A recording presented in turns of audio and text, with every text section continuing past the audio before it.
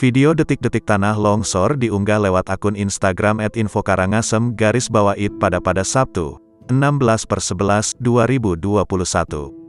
Diketahui warga di sekitaran Trunyan, Kabupaten Bangli, Bali, dikagetkan dengan longsor susulan sekitar pukul 9 waktu Indonesia Tengah pada Sabtu, 16/11/2021.